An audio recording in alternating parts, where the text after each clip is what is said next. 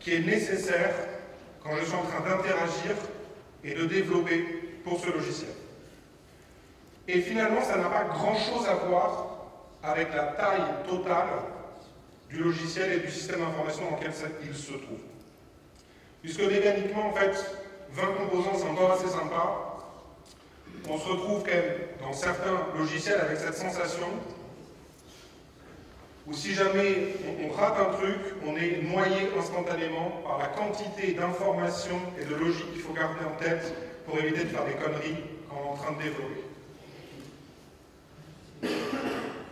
Alors en fait, cette problématique liée à la quantité de modules qu'il faut garder en tête, elle rejoint en fait un autre élément qui est l'interdépendance entre ces modules. Assez mécaniquement, des modules qui ont une forte interdépendance, ce que l'on qualifie de couplage dans le développement, vont obliger à garder leur contexte commun en tête pour pouvoir travailler. Et le deuxième problème que l'on a derrière ces questions en fait, d'interdépendance, c'est que si l'interdépendance est forte et qu'il y a un morceau du logiciel qui a envie de mourir, vous avez en fait l'intégralité du logiciel, voire l'intégralité du système d'information qui a envie de mourir avec. Et ce qui est malheureux, c'est qu'on a énormément de projets qui sont dans cette situation. Alors que, in fine, un logiciel, il faut oublier qu'il a un cycle de vie, et dans ce cycle de vie, la fin, c'est pas la TMA, c'est sa mort. Et c'est important, en fait, vraiment, de se remettre dans des situations où on peut s'autoriser à faire mourir des parties d'un logiciel parce que tout simplement, ils ne correspondent plus à l'usage et aux besoins du logiciel. Comme ça, ici, on a un joli carré violet qui arrive. Donc, cette très rapide introduction pour effectivement parler de la complexité. Et avant de continuer, un très très rapide rappel, c'est qu'il est très très intéressant quand on parle de complexité aussi de bien visualiser qu'elle est elle-même composée de 3 grands types de complexité. Vous avez ce que l'on va qualifier de complexité essentielle du logiciel. La complexité essentielle du logiciel, c'est la complexité nécessaire au logiciel, puisque c'est la complexité de son métier. Et là, on sent bien, pour prendre un exemple extrêmement trivial, qu'une addition est plus simple qu'une multiplication, que faire la racine carrée. Voilà. Ce sont des problèmes qui ont des complexités essentielles différentes. La problématique, c'est que dans le logiciel, si on exprime que la complexité essentielle du problème, le logiciel ne sert pas à grand-chose. Donc généralement, ce que l'on va avoir par-dessus, c'est cette question de la complexité obligatoire. C'est la complexité que l'on amène afin que le logiciel puisse servir à quelque chose. Si vous êtes dans le cas où vous devez proposer un logiciel via le web, vous avez une complexité obligatoire qui est liée par le fait de devoir gérer le protocole HTTP. Si vous ne le gérez pas, votre logiciel ne sert à rien. Donc ces deux grands types de complexité sont les complexités utiles au projet. Et donc mécaniquement, tout ce qui arrive par-dessus, c'est ce qu'on va qualifier de complexité accidentelle. C'est toute la complexité qui s'est retrouvée dans le logiciel alors qu'elle ne devait pas être là. Et ce qui est génial, c'est qu'on est une industrie où dans certains cas, on s'est fait une spécialité d'augmenter cette complexité accidentelle le plus possible. Et il y a un vrai problème, en fait, avec l'augmentation de la complexité. Et c'est un problème, en fait, que j'aime bien rappeler quand notamment je vois des tutoriels, etc., du style recoder Twitter en 2 heures. Le problème de ces tutoriels, c'est que si on pouvait vraiment recoder Twitter en 2 heures, Twitter aurait beaucoup plus de concurrents à l'heure actuelle qu'ils n'en ont réellement. Et en fait, la problématique derrière la plupart de ces tutoriels, c'est qu'en fait, ils ne prennent pas forcément en compte, alors bien sûr, au-delà de l'aspect mécaniquement, on va dire marketing, pour attirer le chaland, mais la réflexion derrière vraiment qu'il faut avoir, c'est qu'on a une certaine tendance à visualiser et à penser la complexité comme étant un système linéaire. C'est-à-dire que j'ai une pente, et quand j'ajoute de la feature, j'augmente d'autant au niveau de la pente la complexité du logiciel. La problématique qu'on a, c'est qu'en réalité, la complexité va avoir une tendance à être plutôt polynomiale. Et pour se représenter en fait cette question, c'est intéressant d'aller prendre des exemples, et ça c'est un exemple que je pique à Alan Kay, qui a fait une très belle conférence dédiée justement à la question de la complexité, où il va exprimer la complexité en parlant effectivement du bâtiment. C'est-à-dire que construire une niche, c'est à la portée d'à peu près n'importe qui. On lui donne des planches, des clous, un marteau, une scie, il va à peu près y arriver. Les techniques impliquées pour la construction de ce type d'ouvrage sont assez simples. Si on arrive au cabanon de jardin, bon, normalement la même personne devrait encore réussir à avoir quelque chose qui tient debout. Finalement, les techniques et les pratiques impliquées sont les mêmes. Avec des planches, une scie, un marteau et des clous, on peut réussir à avoir un cabanon de jardin qui tient debout.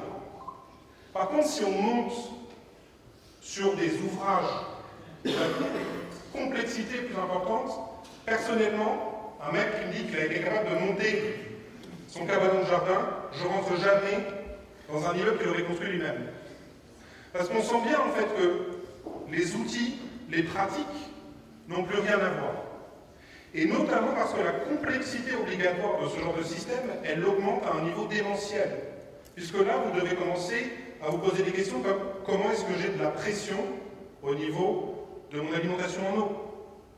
Comment j'évacue les gens en cas d'incendie pour éviter qu'ils ne brûlent vifs dans le bâtiment? Comment est-ce que je gère des flux de personnes pour potentiellement des milliers de résidents? Et ça, mécaniquement, ce n'est pas des questions que vous avez quand vous construisez un cabanon de jardin, et heureusement. Et la problématique qu'on a en fait dans pas mal de systèmes informatiques, c'est qu'on a des gens qui ont les pratiques et les outils de cabanon de jardin qui essayent de construire des gratte-ciels.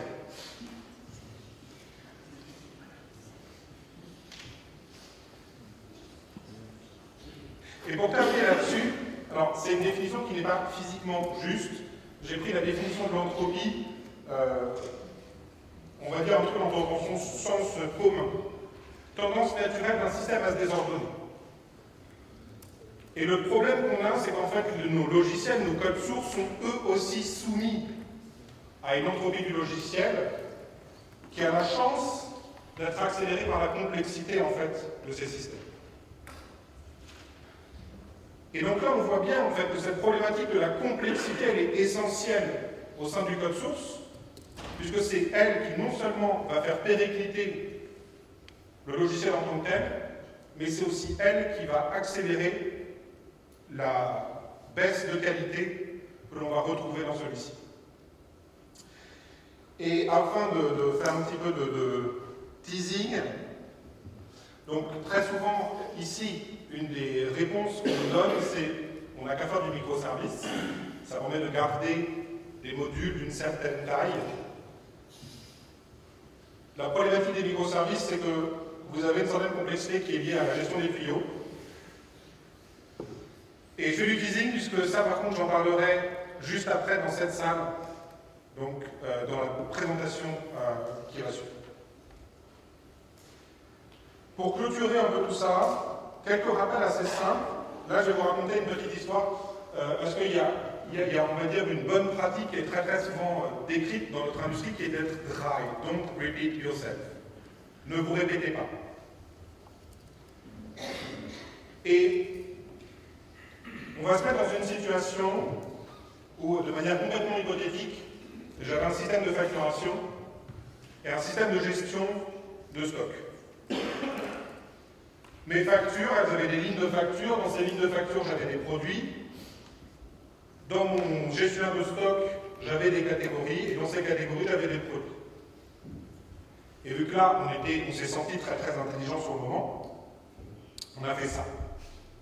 On s'est dit, vu qu'on a un produit qui est commun à la gestion de stock et à nos factures, on n'a qu'à mettre ce produit dans notre facture. Et on s'est senti très très intelligent pendant environ une dizaine de jours, puisqu'en fait, les mecs de l'inventaire, là, ils ont changé le prix de produit. Et donc on se retrouve avec toutes les factures qui avaient été générées, qui n'avaient plus les bons montants. Et là, vous avez un département comptable qui est légèrement énervé. Alors, pour vous donner une idée, ça a été 700 factures à reprendre. On a eu de la chance, c'est qu'on les générait aussi au format PDF. Donc en fait, on a sorti tous les PDF et on a redonné à la compta les PDF en leur disant bah, vous n'avez plus qu'à ressaisir en fait tous les prix unitaires.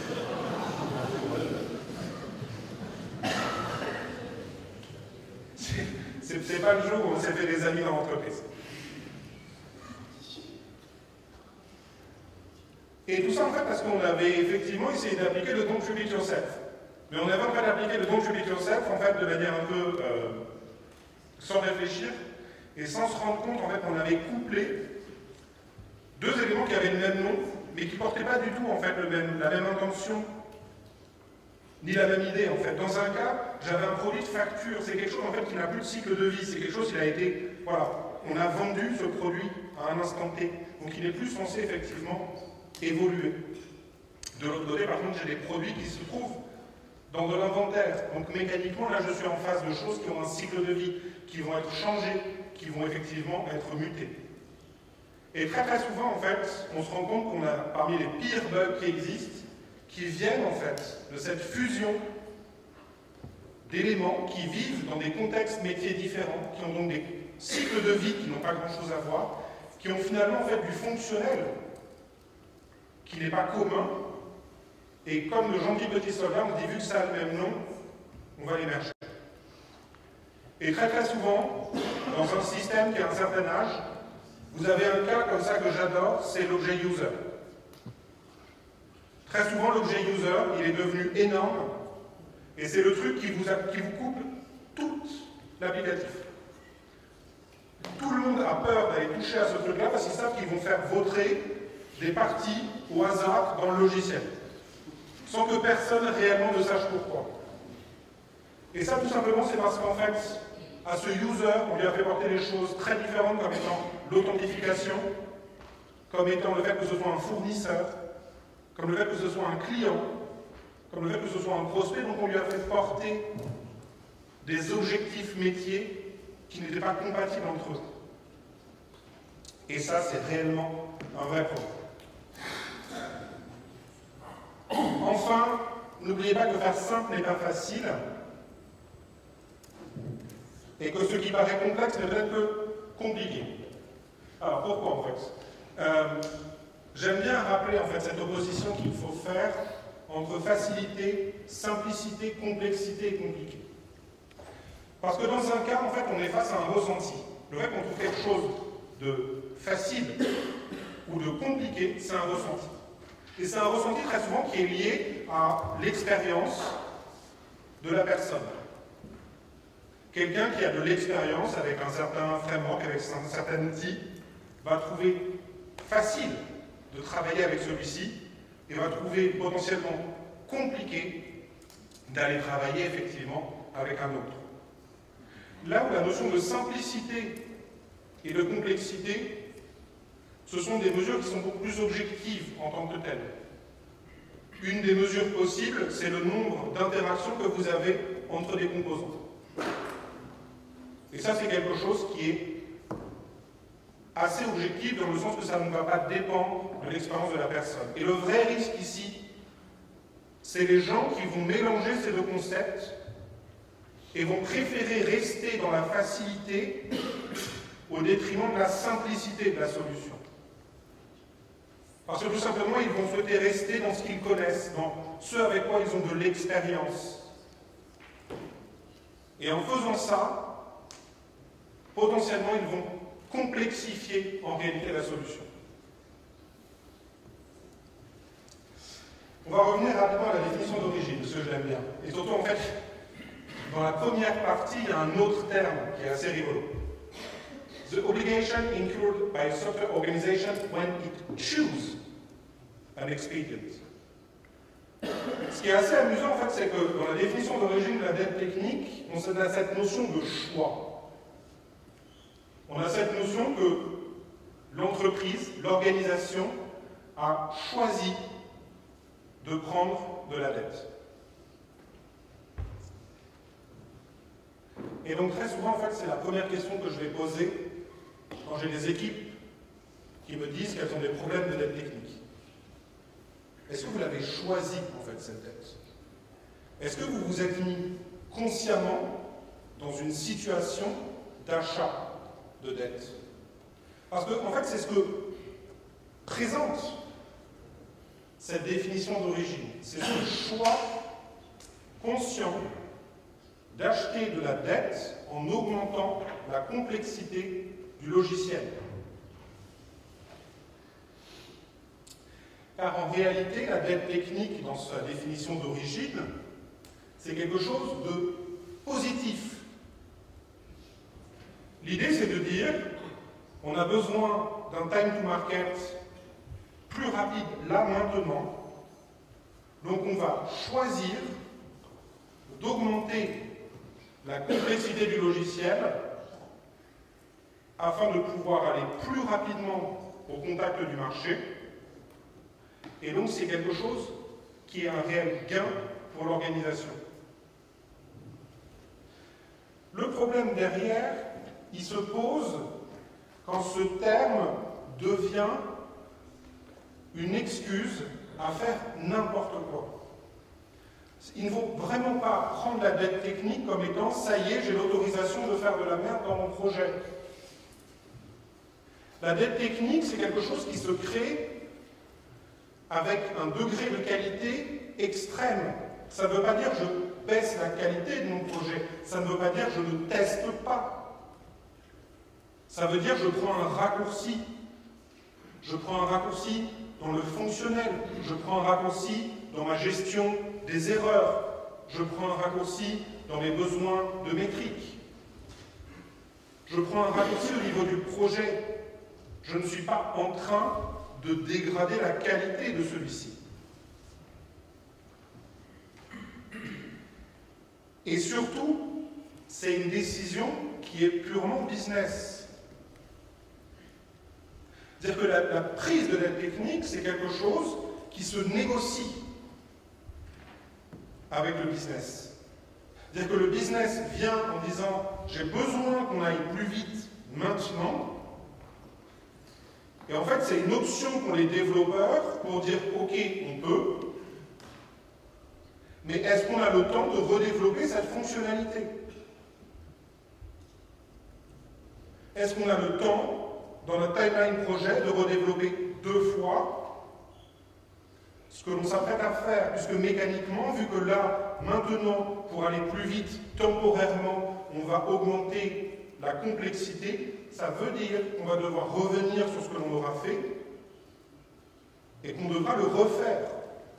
Et c'est une décision business, c'est une négociation qui se fait avec les gens qui gèrent le produit. Parce qu'à partir du moment où le business accepte, le business il accepte aussi que les développeurs sont les seuls à même de pouvoir prendre la décision du moment du remboursement de la dette. Un product owner avec qui je négocie un achat de dette, ce qu'il sait aussi, c'est qu'il me donne une carte blanche pour arrêter le développement de nouvelles fonctionnalités quand je le souhaite, parce que j'estime qu'il est venu temps de rembourser cette dette, sinon ça va devenir catastrophique pour le projet. Et ça, le product owner ne peut pas le savoir. Et c'est pour ça que c'est un deal business. Parce que le product owner, il sait qu'il a acheté le fait qu'on allait redévelopper 2 fois la fonctionnalité. Ok, on a accéléré son time to market. La condition, c'est celle-ci.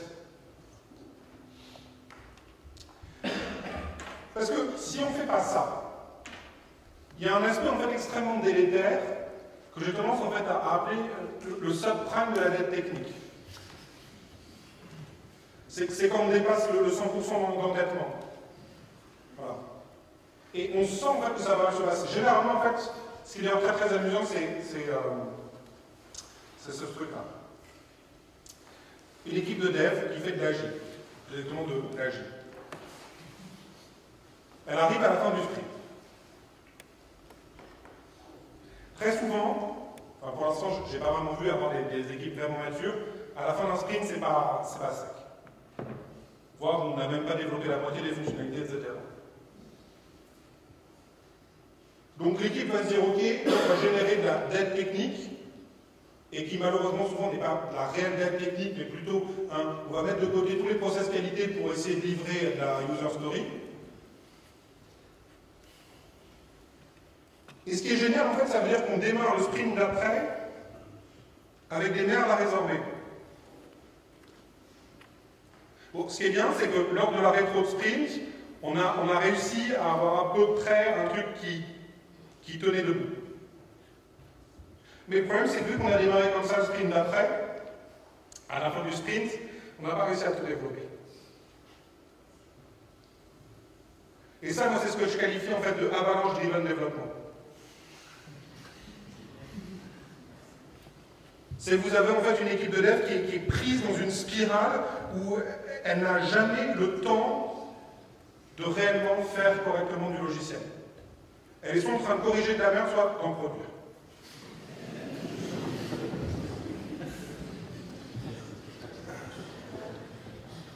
Bon, pour ceux qui ne sont pas en agile, il y a la même chose sans les terminologies agiles, c'est-à-dire les temps de développement sont trop longs, donc on n'arrive pas à fonder les fonctionnalités, donc on génère de la dette technique pour accélérer, il faut prendre du temps pour résorber la dette, donc les temps de développement deviennent trop longs, et voilà. C'est pas quelque chose qui est spécifique à l'agile, c'est quelque chose qu'on connaît depuis des années, c'est juste que l'agile a dit « Hey, je vais vous aider à corriger ça, pas lui. » Voilà. Parce que ça, c'est un symptôme. C'est pas une cause. Et puis surtout, en fait, ce qui est rigolo, c'est qu'il arrive ce moment. Il faut prendre le temps de résorber la dette, et là, on dit vas-y.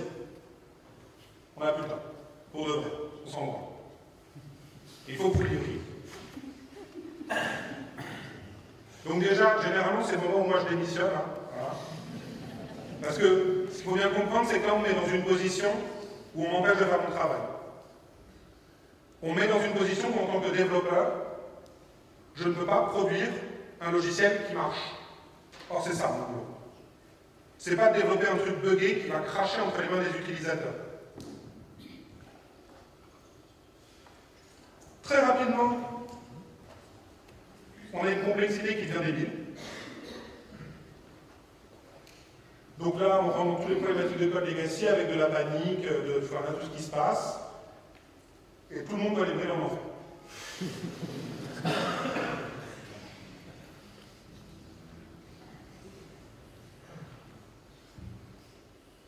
D'où cette grande question. Dans la majorité des cas, si on n'est pas face à quelque chose qui a été choisi, si ce n'est pas de la dette technique, c'est quoi? Et là, en fait, il faut aller voir du côté des anglo-saxons qui ont trouvé un terme que je trouve assez parlant. Ils ont appelé ça rotten software, de la pourriture logicielle. Et pour le coup, je trouve ça assez intéressant en fait, comme terminologie. Parce que c'est une terminologie qui fait peur. Quand vous allez voir en fait votre product owner, votre gestionnaire de projet, vous lui dites on a de la dette technique, il se dit ça va, ça va. Quand vous lui dites notre logiciel il est en train de pourrir, on sent que ça va pas.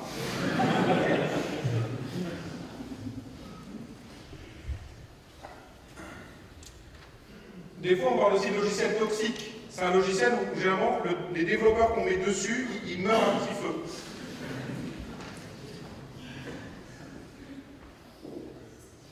Bon, et sans vouloir être méchant, je pense qu'il y a beaucoup de développeurs qu'on met en TMA sur ce genre de projet, qui en fait veulent devenir chefs de projet, pour ne plus jamais faire de dev de leur vie. Et c'est quand même assez triste quelque part, en fait. On arrive comme ça à faire partir des gens de ce sur quoi ils ont été formés, ce sur quoi ils ont de l'expérience, parce que pour eux, c'est devenu une souffrance de développement. Et comme je le disais avant, tout ça, en fait, malheureusement, c'est des symptômes.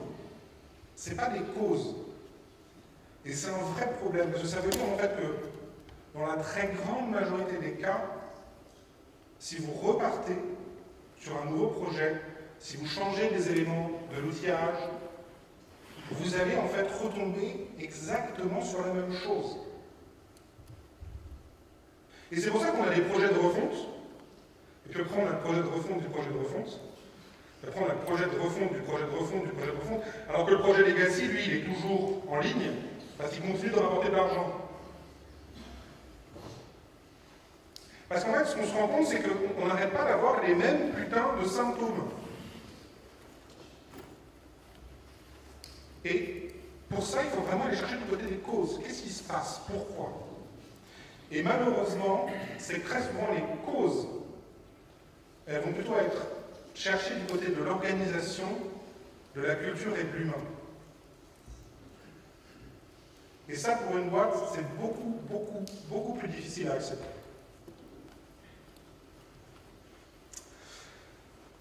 Un truc que j'adore, c'est ça.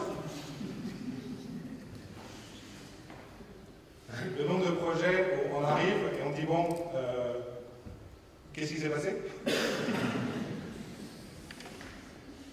Et vous avez un développeur qui est très fier et qui dit ouais, mais moi je vais dans l'espace. Le problème, c'est que notre besoin, il était assez simple. Et sincèrement, pour faire 2 km, une navette spatiale, c'est pas très efficace.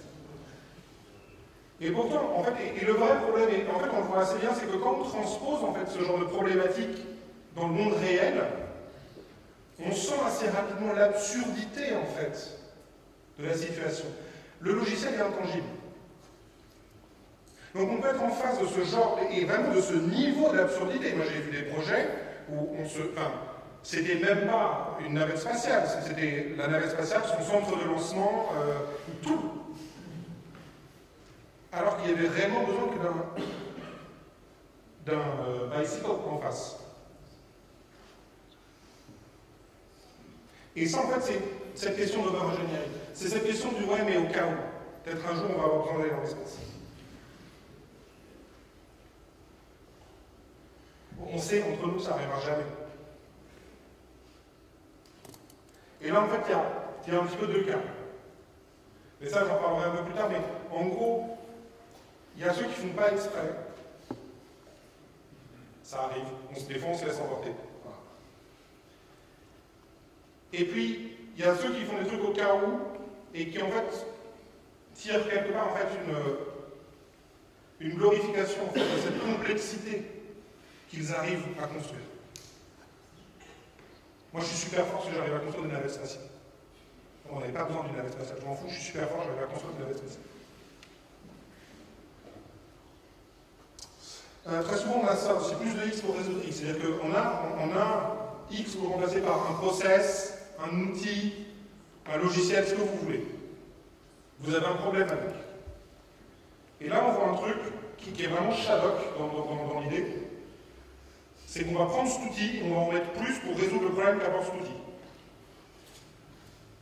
Et là, vous avez plein de trucs. Genre, vous avez la gestion de job queue dans Kafka. Donc, dans Kafka, vous vous rendez assez rapidement compte, par exemple, qu'on ne peut pas avoir un commit qui est unitaire par message, mais qui est uniquement sur le pointeur. Donc, vous avez des mecs qui vous créent une deuxième queue pour mettre les messages qui ne sont pas passés, puis une troisième queue pour pouvoir mettre les messages qui sont en erreur. Puis après, ils ont des systèmes pour remettre dans les queues principales. Et à aucun moment, les mecs se disent, en fait, peut-être, il y a des systèmes qui sont faits pour faire des job queues. Et ça permettrait juste d'éviter de se prendre la tête pendant 2 mois à lutter contre l'outil, qui est juste pas fait pour. Et ça, vous le voyez sur plein de trucs. Vous voyez aussi, par exemple, du stream processing, par exemple, avec des bases de données SQL. C'est-à-dire que les mecs, ils sont tellement allés dans le délire avec leur base de données relationnelle qu'ils ont fini par le transformer en stream engine. C'est fou. C'est fou dans le bon sens du terme, parce que les mecs, c'est des grands malades, et c'est fou parce que, mais qu'est-ce qui s'est passé?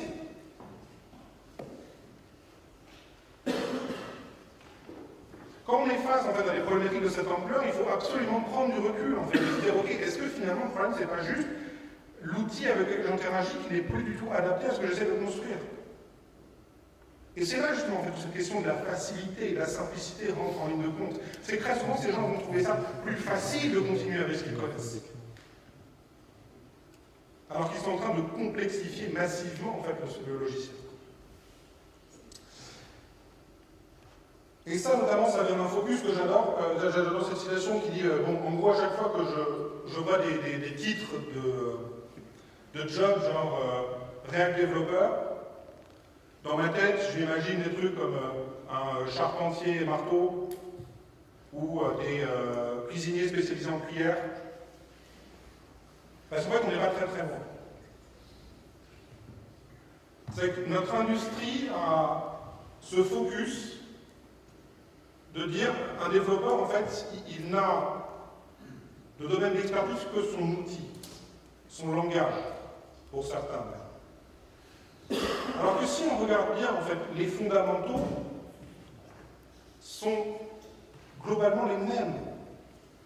Les bonnes pratiques sont globalement les mêmes. Et surtout, en fait, si vous avez vos fondamentaux, vous n'avez plus besoin d'apprendre vos nouveaux outils. Vous les comprenez. Parce qu'en fait, il faut bien voir, c'est que la plupart de l'outillage qui sort sur le marché, c'est un outillage qui est du recyclage de vieux trucs. Sincèrement, des nouveautés dans le domaine des computer science, il y en a quelques-unes par an et encore.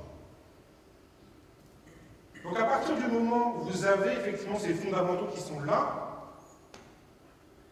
il n'y a vraiment plus de grandes problématiques au niveau de l'outillage. Alors oui, effectivement, si jamais on doit passer d'un langage à un autre, il va y avoir quelques semaines pendant lesquelles on va avoir un petit peu de mal. Mais finalement, à partir du moment où vous savez ce que vous cherchez à exprimer dans votre logiciel, à partir du moment où vous connaissez la programmation orientée objet ou la programmation fonctionnelle, vous n'allez pas galérer en tant que tel, en fait. Vous allez juste devoir chercher comment est-ce que j'exprime cette intention dans cette nouvelle syntaxe. Plus quelques éléments liés à l'écosystème, mais qui se traitent aussi assez rapidement.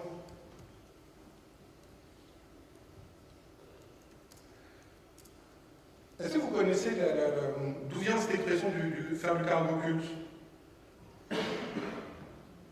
C'est une histoire qui est assez marrante. En gros, c'est Seconde Guerre mondiale, il y a des peuples autochtones sur des îles assez isolées dans le Pacifique qui sont mis en contact de manière assez violente avec la société occidentale puisqu'il y a l'armée américaine qui débarque.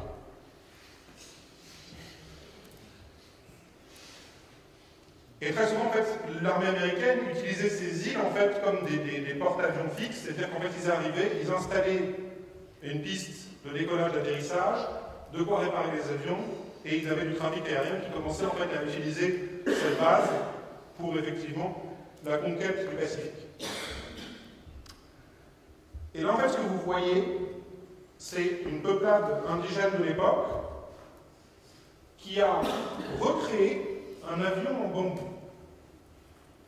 Parce que ce qui s'est passé, c'est qu'ils ont vu en fait les Américains construire ces aéroports, et soudainement, il y avait de la nourriture, des outils, qui arrivaient par les airs, et qui leur apportaient tout ce dont ils avaient besoin pour vivre.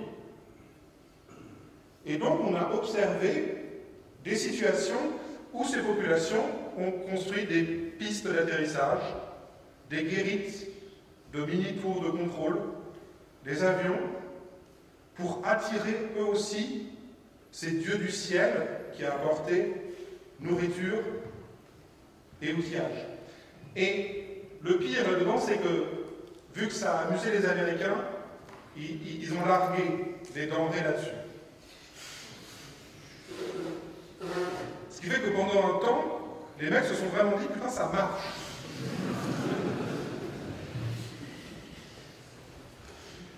Et en fait, cette expression, elle a été reprise par Richard Feynman dans une de ses conférences, en disant, en fait, dans le domaine scientifique, on voit énormément, en fait, de cargo cultive. C'est-à-dire qu'en fait, on va chercher les mêmes effets sans connaître les causes, en fait, sans connaître le pourquoi du sous-jacent. Sans se poser de questions. On essaie de répliquer.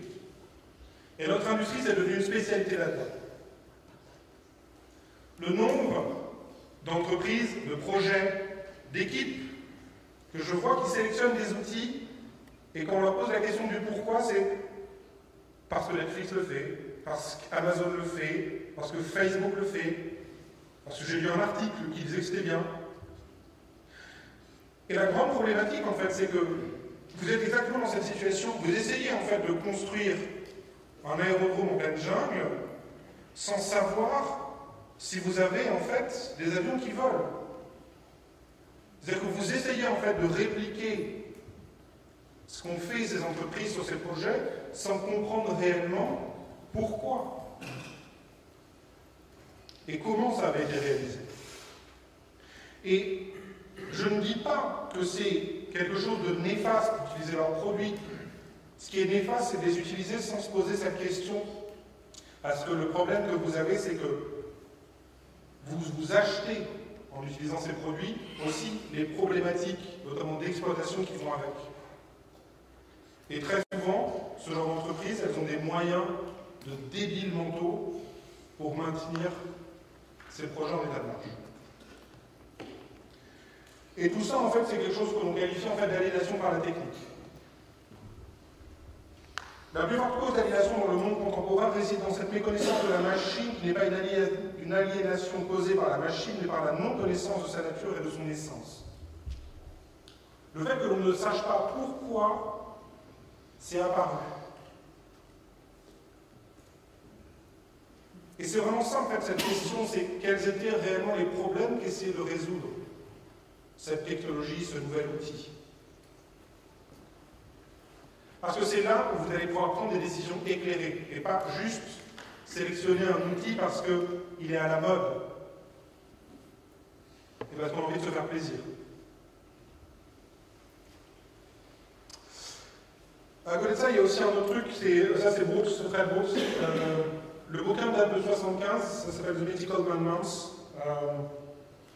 C'est le bouquin dans lequel il y a cette citation où il dit « 9 femmes ne font pas un bébé en un mois »,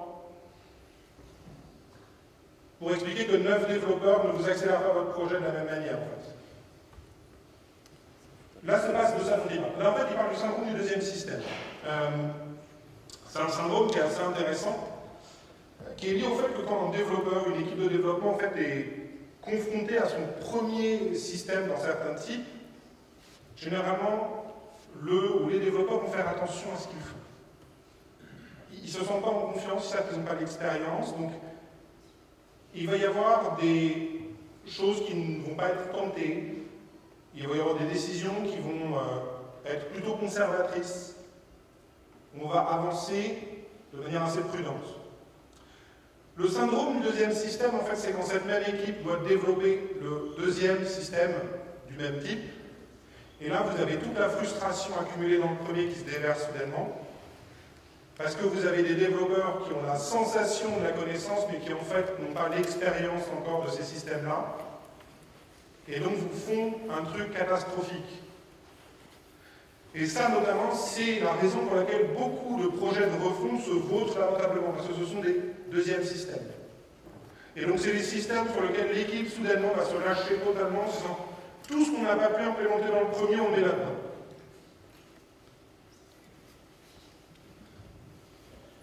Et ce qui est assez amusant, c'est que ça date de 1975. C'était le développement d'un OS chez IBM. Et on sent que depuis, malheureusement, ce réflexe n'a pas été perdu. Il y a un autre truc aussi. Ça, c'est presque en fait le parcours du développeur dans sa carrière. Très souvent, quand on est jeune, débutant, on est souvent là-dedans, c'est-à-dire qu'on fait du spécifique technique, on réécrit en permanence les mêmes trucs.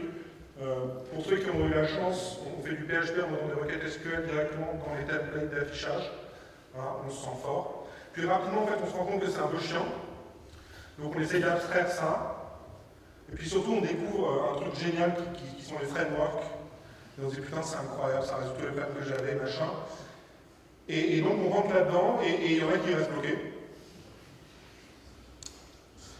Le problème de ces frameworks techniques, en fait, c'est qu'ils vous apportent aucun avantage concurrentiel, puisqu'en fait, ils font ce que tout le monde sait faire. Donc, c'est très bien pour s'accélérer sur certaines parties du logiciel, parce que ça permet effectivement de ne pas avoir recodé un savoir HTTP à chaque fois, c'est chiant. De ne pas avoir recodé de l'authentification à chaque fois, c'est chiant. Le problème, c'est qu'au niveau business, si vous l'utilisez comme base pour une architecture logicielle, eh bien vous allez devoir forcer votre métier à rentrer dans un cadre logiciel qui n'a pas du tout été conçu pour ce métier. Et c'est là où on voit des fois des trucs absolument affreux, où les mecs se sont amusés à faire rentrer de force au chausse-pied du métier dans un framework. Et ce qui fait qu'en fait on a une conception logicielle qui n'est plus du tout alignée avec le métier que ce logiciel est censé fournir. Et donc en fait finalement les développeurs ne savent plus où sont les choses parce que la manière dont le métier est organisé, la manière dont le code source est organisé n'ont plus rien à voir. Et ça, en fait, c'est le début de la fin. Parce que c'est aussi là où vous allez avoir du couplage qui, au niveau métier, n'existe pas, mais au niveau technique, on va commencer à l'avoir. Vous avez le métier qui disparaît progressivement de l'élément technique. Et ce qui fait que vous arrivez dans ces situations où le métier vous demande un petit changement métier, et c'est un big bang au niveau technique. Ça, c'est le symptôme que le désalignement, il est total. Donc là, il y a des boîtes qui se disent, ou des développeurs, c'est vrai que c'est bon, mais dans ce cas-là, on va aller plutôt du côté métier. On va tenter de faire un truc générique métier. Généralement, c'est là où vous trouvez les frameworks d'entreprise. Personnellement, j'ai encore jamais eu d'expérience positive avec ce genre de truc. Généralement, de ce que j'ai pu voir, ce sont des merdes dans lesquelles tout le monde a déversé toutes les idées qu'il pouvait avoir à un instant T. Et ça vous donne une dépendance de 40 gigas, que tous les projets se traînent, et où tout le monde s'amuse à réimplémenter par-dessus ce que faisait déjà le framework métier pour pouvoir en fait réellement avoir le métier qui est nécessaire. Et puis en plus, ce qui est génial, c'est que ça vous crée un couplage sur tous les logiciels. Donc c'est un machin qu'on ne peut plus faire évoluer au bout de 6 mois. Parce que dès que vous voulez y toucher, vous avez toutes les autres équipes qui vous disent non, non, tu vas péter mon but.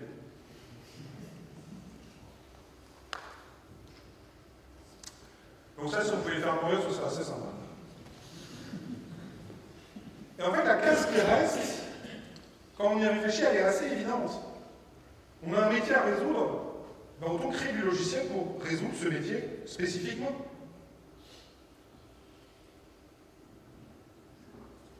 Et en fait, c'est ce qui est sous-tendu par ce qu'on appelle le domaine driven design, en fait, c'est de dire on va en fait essayer de piloter l'architecture du logiciel par le métier que ce logiciel est censé représenter. Et dit comme ça paraît pas fou, hein.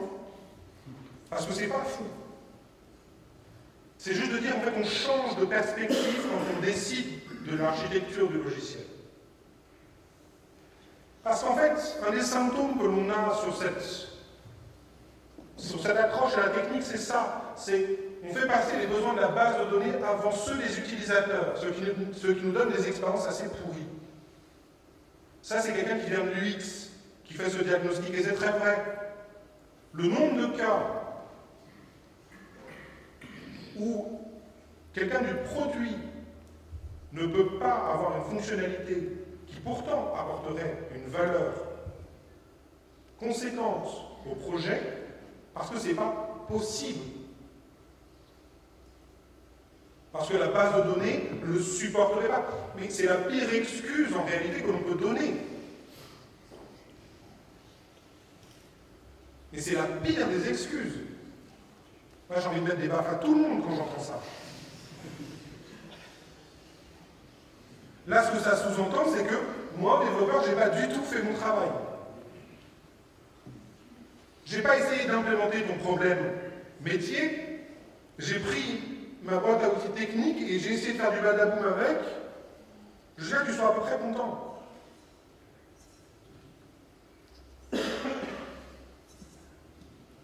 Et puis ce qui est génial, c'est qu'on arrive à une situation où le métier s'étant habitué à avoir des process qui en fait sont contraints par la technique, on se met à avoir du métier qui ne fait plus vraiment son métier, mais qui a des process complètement niqués. Parce qu'en fait, ces process se sont alignés sur la non-capacité du logiciel à représenter son métier réel.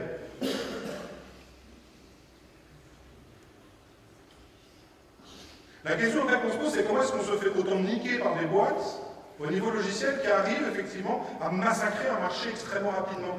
Parce que tout simplement, quand elles s'intéressent à un marché, elles s'intéressent au métier de ce marché et elles développent des solutions logicielles très spécifiques pour ce marché. Et ce qui fait que quand ce marché change, évolue, elles sont capables de suivre cette évolution extrêmement rapidement. C'était ce qui était promis par l'Agile. Le problème, c'est que l'Agile n'a jamais parlé de gestion de projet. L'Agile, c'était des pratiques techniques et comment est-ce qu'on aligne la définition de produit et les développeurs. Là-dedans, il n'y a jamais eu de gestion de projet. Parce que justement, l'objectif était de dire, on a maintenant la possibilité de créer des logiciels qui ont une architecture qui peut évoluer avec le métier que le logiciel est censé implémenter. Je crois que c'était déjà hier, dans la keynote. J'aime bien le rappeler, code is law. Alors en fait, quand on dit code is law, ça va paraître un petit peu abstrait comme idée. Moi, je vais juste vous donner deux anecdotes. La première, c'est je me suis occupé, il y a quelques années, de développer un logiciel qui permettait de faire de l'attribution de logements sociaux dans une grande métropole. Je ne sais pas moi de ça. Et donc, en gros, ce qu'il faut savoir, c'est que c'est la gestion du parc HLM. Donc, les gens posent des demandes, des dossiers qui sont revus, et il y a une commission qui décide ou non, effectivement, d'attribuer le logement. Et donc, en fait, ce qu'il y a, c'est qu'il y a une classification des dossiers qui est faite en fonction de plusieurs critères et qui permet effectivement de déterminer normalement quel est l'individu ou le foyer qui a le plus besoin de ce logement. Donc jusque-là, on se dit ça va, et puis on m'a demandé d'implémenter une fonctionnalité qui s'appelait intervention d'un élu.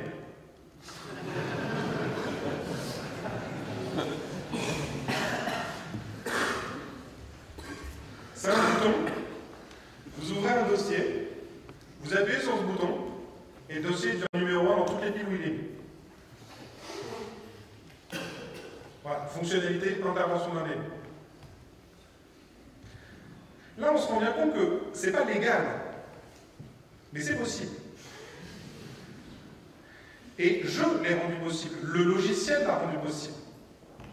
Et en fait, c'est ça ce que ça veut dire code is law. Ça veut dire en fait que les capacités du logiciel deviennent finalement la loi. Ce qu'il est possible de faire. Parce que la loi, on peut la voir effectivement comme l'ensemble des contraintes qui s'appliquent sur notre société, ou plus exactement aussi l'ensemble des libertés. Et bien là, c'est la même chose. Au sein d'un logiciel, vous allez mettre plus ou moins de contraintes et de libertés. Il y a un autre cas que j'aime beaucoup, même si je pense qu'il n'a pas du tout amusé les gens à l'époque. Lorsque l'on est au RSA, le RSA qui est perçu par mois est fonction du nombre de jours de travail. Donc si vous avez travaillé la moitié des jours dans un mois, vous avez que la moitié de votre RSA. Si vous avez travaillé l'ensemble du mois, vous n'avez pas de RSA puisque vous êtes censé avoir une activité rémunérée. Jusque-là, pas de problématique.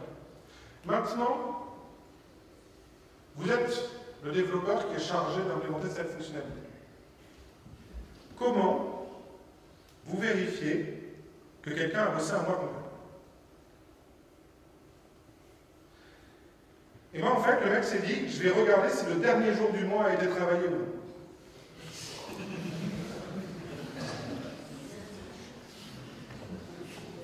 Donc si vous bossiez qu'un jour et que c'était le mauvais jour, vous n'avez pas de RSA.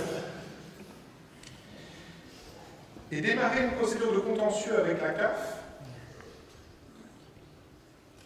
c'est pas simple. Or, pour la CAF, vous n'avez pas droit à votre RSA. puisque vous aviez travaillé tout le mois. Là, encore une fois, en fait, on est dans ce cas, Cowley's Law. Le logiciel, en fait, est devenu ce qui était possible ou pas pour les citoyens.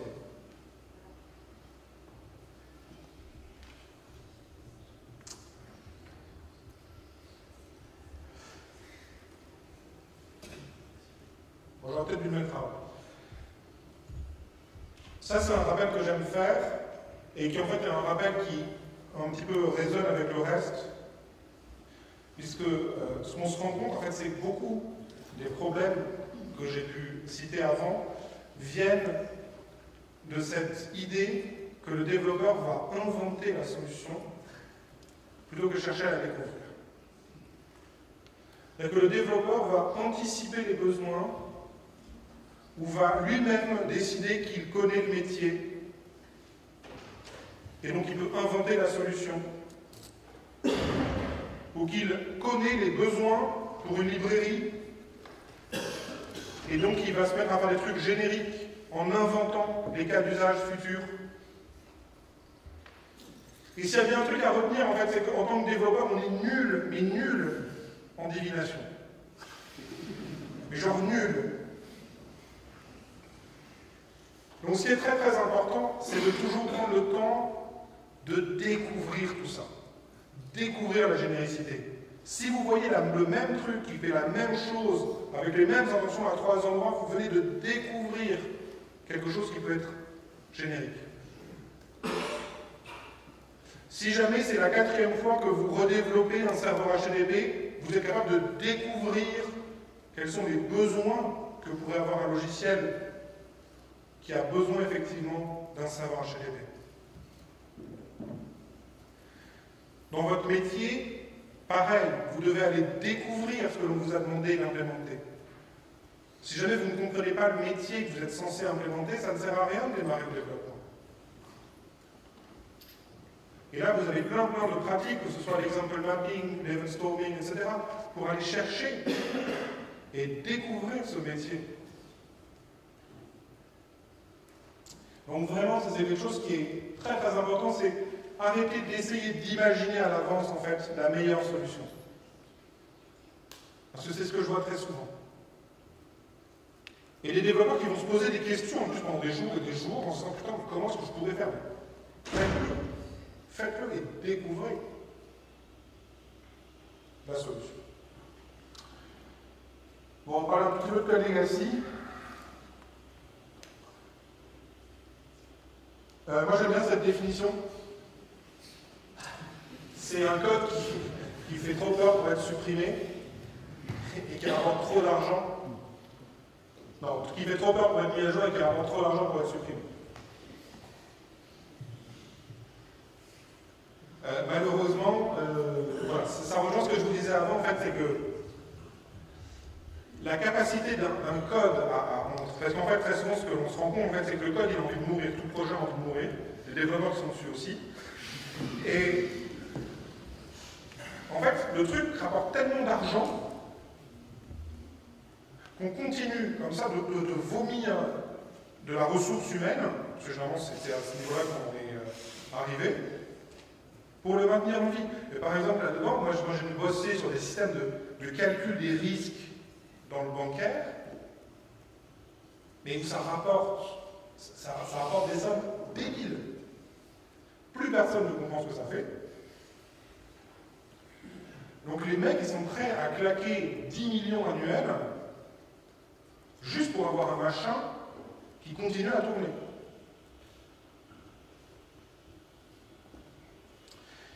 Et ce qui est intéressant, en fait, quand on voit ça, c'est de se rappeler la définition de software. C'est que ça a été créé à une époque en opposition au hardware. Et le soft, dans le software, il est censé avoir le sens de facile à modifier, facile à changer, par rapport à un hardware où on devait effectivement, potentiellement, reconstruire tout le circuit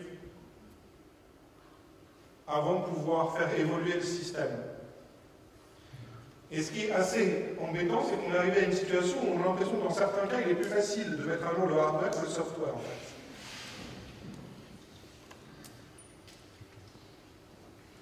C'est quand même assez particulier.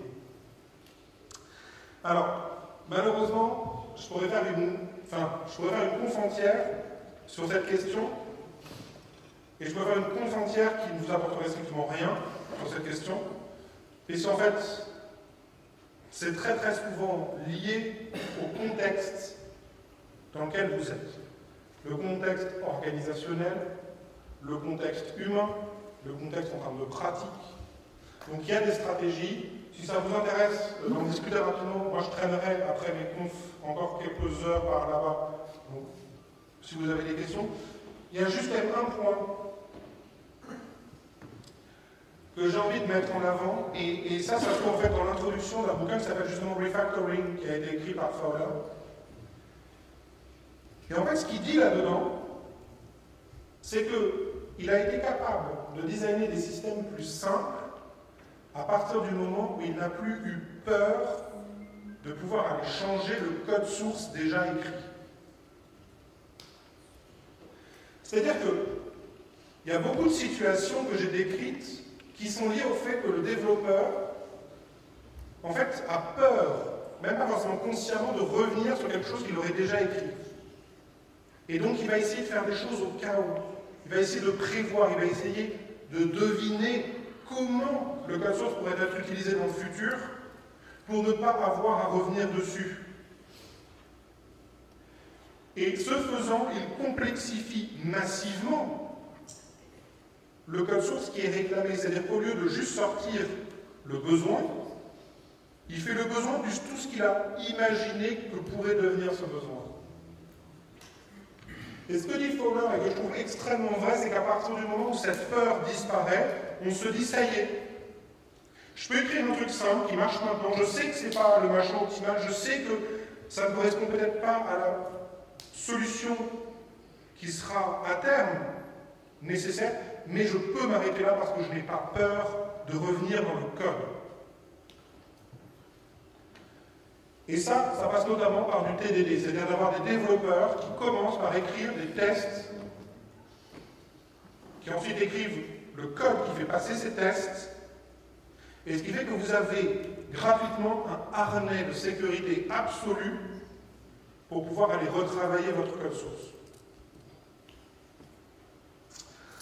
Pour finir, attention, la pourriture, ça se propage. Si vous avez un logiciel legacy, un logiciel tout neuf à côté, vous avez bonne chance que le legacy arrive dans le tout neuf et détruise.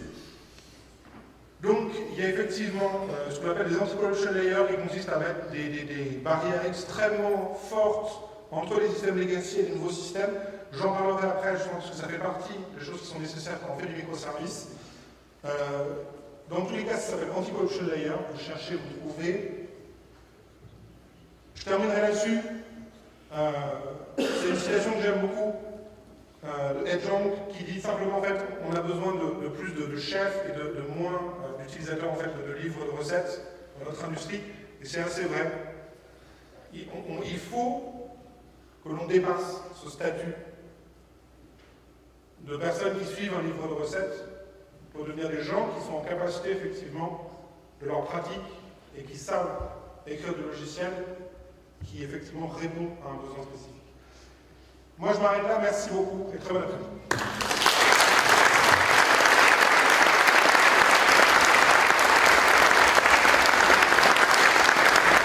après-midi. Merci.